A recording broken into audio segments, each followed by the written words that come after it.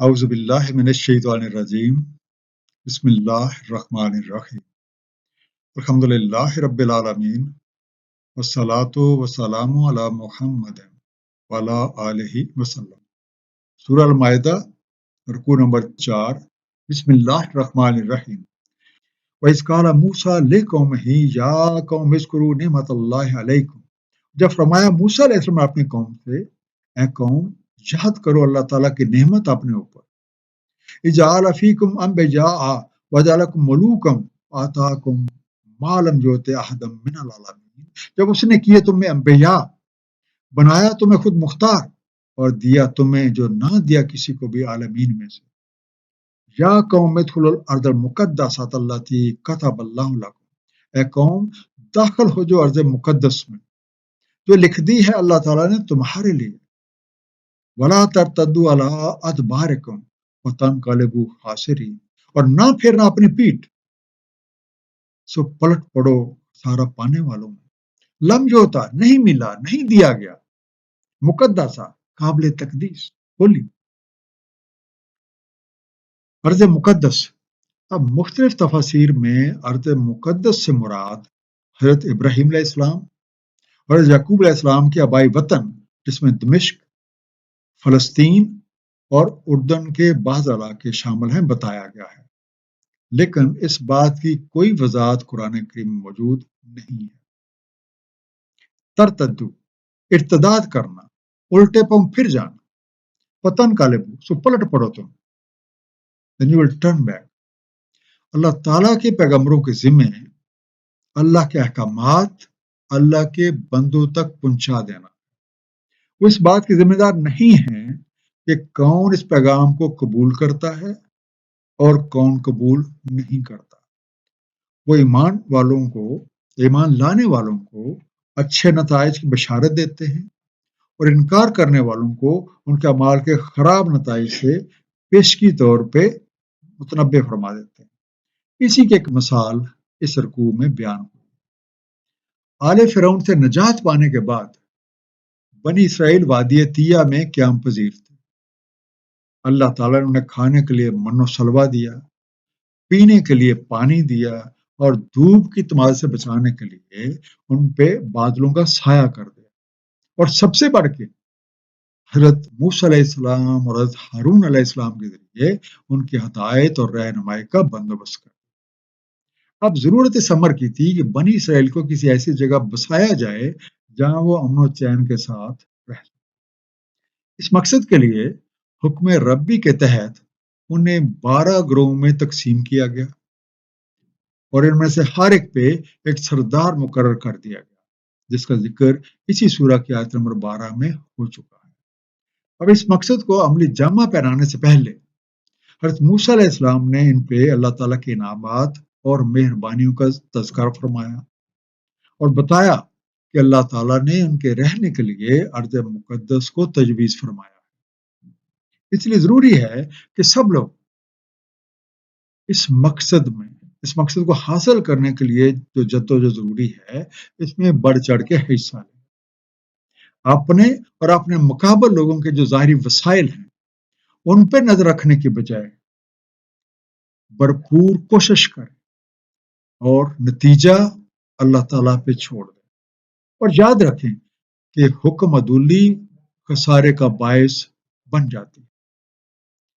قالوا یا موسیٰ ان فیہا قوما جبارین، انہوں نے کہا موسیٰ علیہ السلام اس میں تو ایک جابر قوم ہے، وَإِنَّا لَن نَدْخُلَهَا حَتَّى يَخْرُجُوا مِنْهَا، اور ہم ہرگز نہیں داخل ہوں گے حتیٰ کہ وہ نکل جائیں وہاں سے۔ وَإِن يَخْرُجُوا مِنْهَا فَإِنَّا دَاخِلُونَ، بس اگر وہ نکل جائیں اس سے تو ہم ضرور داخل ہو جائیں گے۔ جباری، زبردست، زور آور، قوت اور شدت والے، دبنگ، آف ٹائرینیکل اسٹرینتھ۔ اب جب ان لوگوں کو ارض مقدس میں رہنے والوں سے متعلق کچھ معلومات حاصل ہوئیں تو ان کے اوسان خطا ہو گئے۔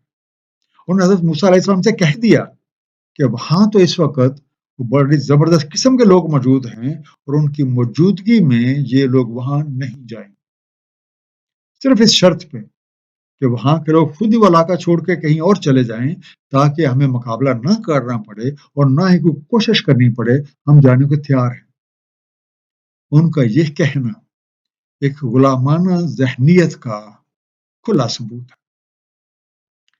قال رجلان من الذین یخافون انعم اللہ علیہم، کہا دو مردوں نے خوف رکھنے والوں سے، انعام تھا اللہ تعالیٰ کا دونوں پہ، مدخلوا علیہم الباب وَإِذَا دَخَلْتُمُوهُ فَإِنَّكُمْ غَالِبُونَ، داخل ہو جو ان پہ دروازے سے، اور جب تم داخل ہو جاؤ اس میں تو تم ہی غالب ہو۔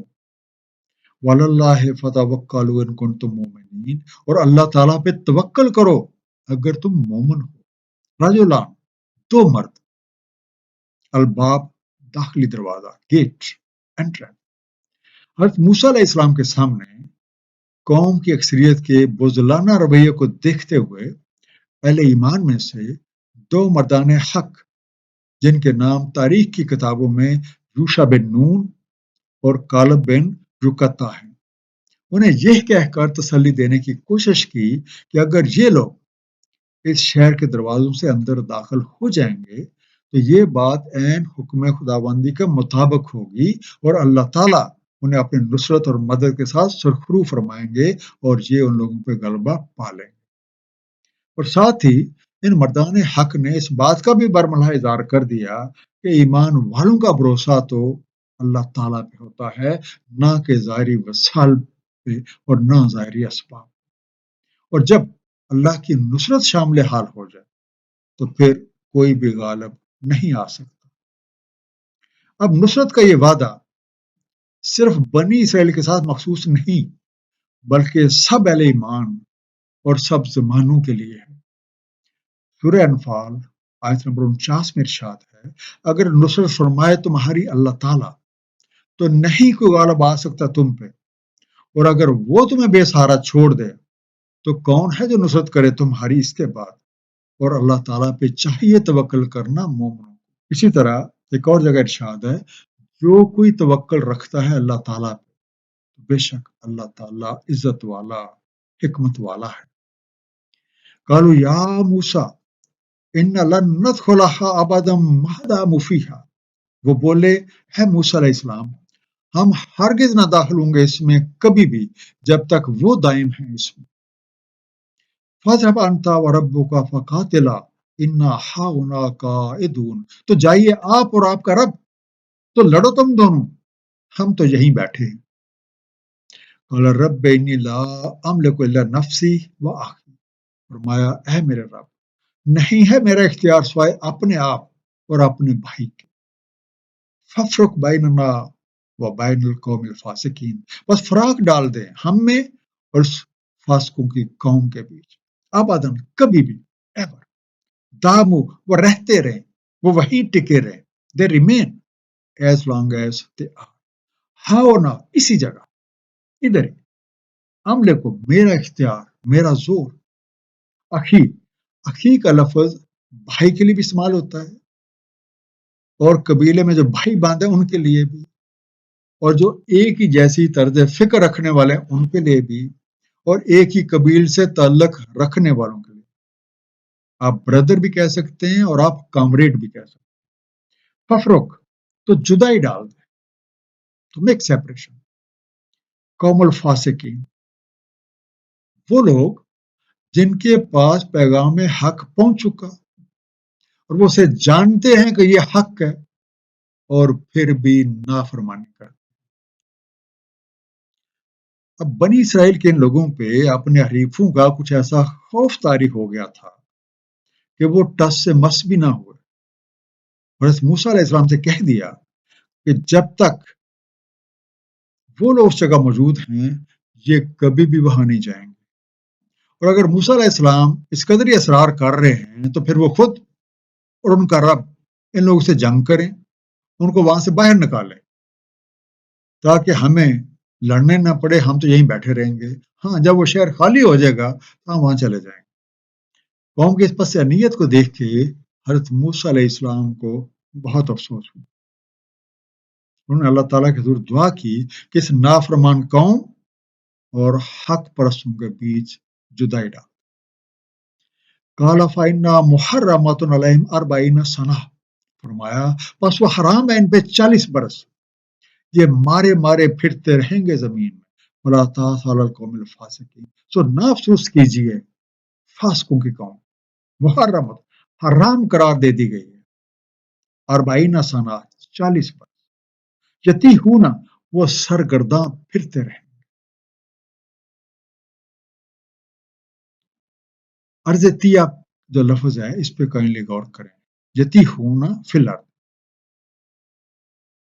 ارضیہ سے مراد کوئی ایسی سرزمین جس میں نہ پہاڑ ہوں نہ ٹیلے، اور نہ ہی کوئی ایسی چیز یا آپ کہیں کوئی لینڈ مارکس جنہیں نشان راہ بنایا جا سکے، اور اس طرح مسافر اس میں راستہ کھو کے حیران و سرگرداں پھرتا رہے۔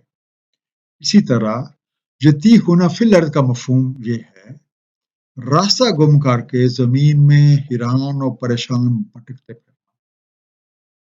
اور 40 سال تک جس ایریا میں بنی اسرائیل پھرتے رہے تھے، بعد میں اسی جگہ کا نام پڑ گیا تھا وادی تیہ۔ اللہ تعالیٰ نے حضرت موسیٰ علیہ السلام کی دعا قبول فرمائی اور ارشاد فرمایا کہ ان لوگوں کی نافرمانیوں اور ہٹ درمیوں کی بدولت ارض مقدس ان پہ 40 سال تک حرام قرار دے دی گئی، اور اس دوران یہ لوگ اسی علاقے میں مارے مارے پھرتے رہیں گے، نہ انہیں کوئی راستہ ملے گا اور نہ ہی یہ اس سے نکل سکے۔ اللہ تعالیٰ کا یہ فرمان لفظ بہ لفظ اسی طرح پورا ہوا، اور اکثر نافرمان اس وقفے کے دوران وفات پا گئے، اور 40 سال کے بعد بنی اسرائیل حضرت یوشع علیہ السلام کی سربراہی میں ارض مقدس میں داخل ہوئے۔ ایک مختصر سا خلاصہ، جو لوگ بھی کفر و شرک میں مبتلا ہوں گے انہیں قرار واقعی سزا ملے گی۔